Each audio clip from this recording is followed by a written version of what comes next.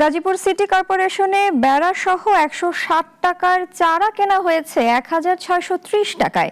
বৃক্ষরোপণের নামে নয়ছয় হয়েছে প্রায় 20 লাখ টাকা। কিছু চারা রোপণ করাই হয়নি, যেগুলো লাগানো হয়েছে সেগুলো নেই কোনো পরিচর্যা। মোহাম্মদ আল আমিনের রিপোর্ট, জানাচ্ছেন ইশরাত জাহান। গাজীপুর সিটি কর্পোরেশন জন্মলগ্ন থেকেই একে বলা হয় দুর্নীতি আর অনিয়মের আঁতুড়ঘর। সিটি কর্পোরেশনের কর্মকর্তাদের দুর্নীতির ছোবল থেকে রেহাই পায়নি বৃক্ষরোপণের মতো প্রকল্প। 60 টাকার চারা 1500 টাকা দেখিয়ে হাতিয়ে নেওয়া হয়েছে প্রায় 20 লাখ টাকা। অভিযোগ রয়েছে, চারা সঠিকভাবে রোপণ না করেই বিল তুলে নিয়েছে ঠিকাদারি প্রতিষ্ঠান।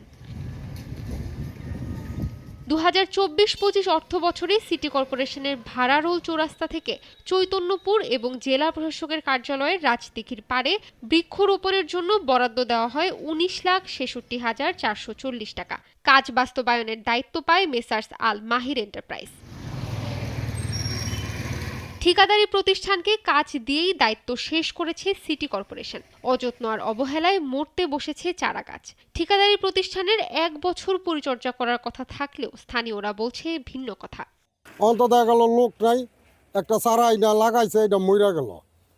এত তো পাবলিকেরও লস, সরকারেরও লস। বেড়ার ভিতরে এমনি থিয়া গেছে চারা লাগানো। হ্যাঁ, মইরার সামনে যাইয়া দেন বলে এরকম হ্যাঁ লাভ হয়েছে। টেহাটা পাইলো আবার ফিরা আনবো, আবার টেহা পাইবো, আবার কিছুদিন খাইতে পারবো, চলতে পারবো। বেড়াটা ঠিকই গাছছে, চারাটা খেলে উপরে থুয়ে গেছে। এটা আর মাটির নিচে দেয় নাই, মাটির নিচে দেওয়াতে এটা পানি পায় নাই, না পাইয়া এটা রোদে শুকায় গাছটা মরে গেছে।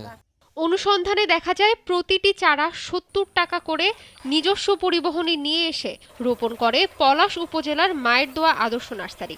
নার্সারি মালিক সিরাজুল ইসলাম ও চারা গোপনকারী কর্মচারী বিষয়টি স্বীকার করেছেন। 70 টাকা রেট। আচ্ছা, 70 টাকা রেট আর এইগুলো দেওয়া। হ্যাঁ, 3 গাছ 81 গাছ, মানে অনেক গাছ হয়েছে। 81 মেয়াগুনি, আম, জাম, কাঁঠাল এগুলাই। ওভার রেট করে বাঁশের বেড়া সহ প্রতিটি চারার মূল্য ধরা হয়েছে 1632 টাকা। মেসার্স মাহির এন্টারপ্রাইজের মালিক অ্যাডভোকেট আল আমিন এ বিষয়ে ক্যামেরার সামনে বক্তব্য দিতে রাজি হননি। জানতে চাইলে অঞ্চল 4-এর নির্বাহী প্রকৌশলী প্রতিবেদককে পাল্টা প্রশ্ন করেন, বৃক্ষরোপণ নিয়ে এত আগ্রহ কেন? এই গাছের ইটা নিয়ে আপনি এত করতেছেন কেন?